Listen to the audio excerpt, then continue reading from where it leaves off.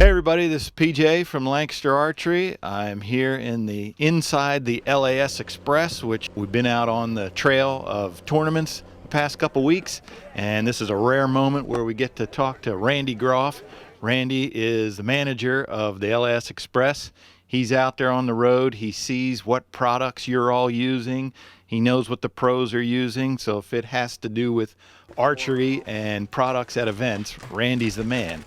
What are some trends that you're seeing out there? You were just at your first 3D event down in Foley, Alabama last weekend. What are some things you're seeing this year from the 3D archers?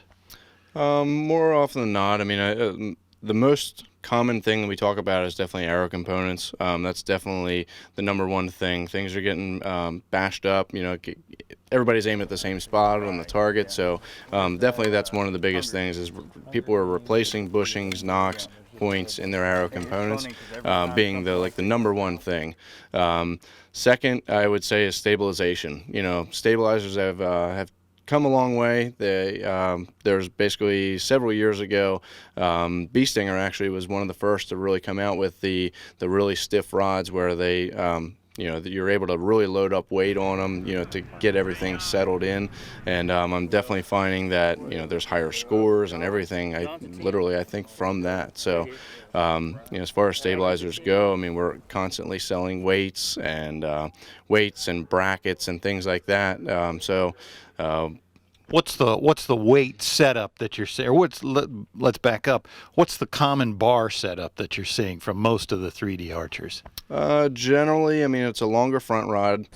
So generally anywhere from like 24 inch to like 33 inch is is the most popular front length. And then as far as a side rod length, generally guys are going with one side rod rather than the two. Used to kind of be two of them, but now one of them is generally good enough to get your bow to balance where you're naturally your bubble levels, without really having to do anything or any compensation on every shot, as you're aiming. So generally like a 4-to-1 ratio works really well, like where you have 4 times the weight on the back bar as you do the front. It's a good starting point, put it that way, is what I generally find. And what does that, from the archer's perspective, how does that ratio translate to what they're seeing as they look through their sights?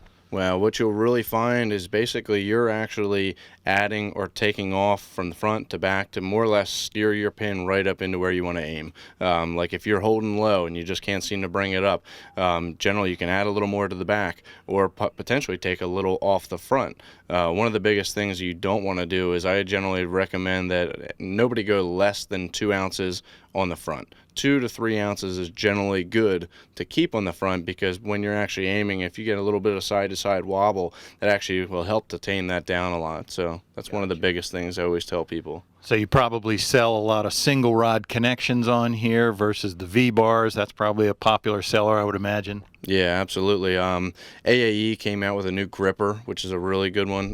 That one locks like super tight, and it's all heavy duty bolts and everything. Bee Stinger has always had a really solid connection where they actually have like a metal teeth that are up inside, and they're all 1/4 inch bolts. So it's a really heavy duty setup right there. Let's talk about rests. What are you seeing from the rests? I'm sure things go in waves. There's got to be a hot trend now. What's everybody shooting? I'm finding more often than not, we're constantly grabbing a tray of our launcher blades.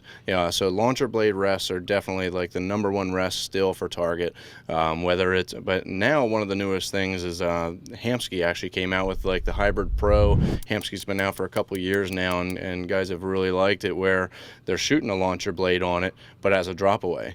And one of the nicest things is you can set it up as cable driven, limb driven, where limb driven we're finding I think is generally the most accurate.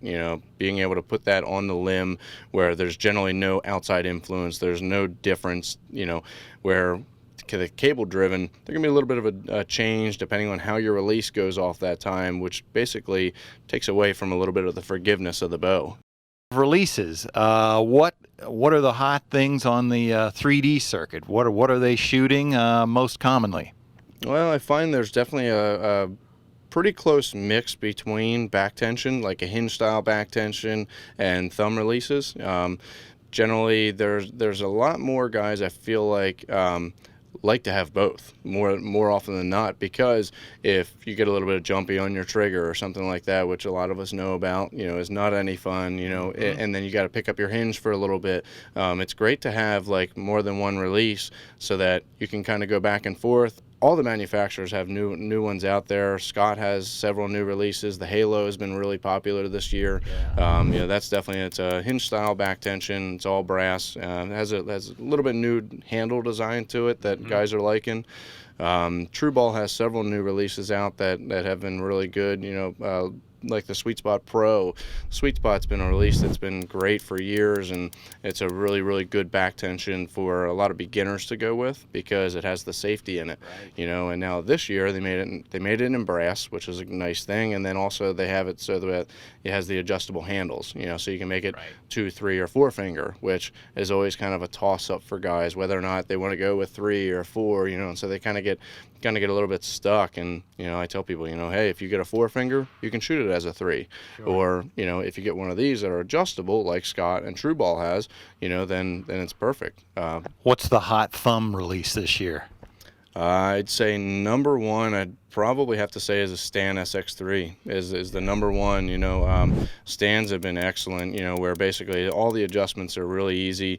Everything's smooth, crisp. They always have felt really good in guys' hands, so that's one of the biggest things is the SX3, and also Stan came out with a heavy metal version, which is the heavier version. They feel really nice in your hand, so a lot of guys really like them. There you have it. If you're out at an event this year and you see the LAS Express, you can stop by and see Randy. If you got any questions, you can check us out at lancasterarchery.com.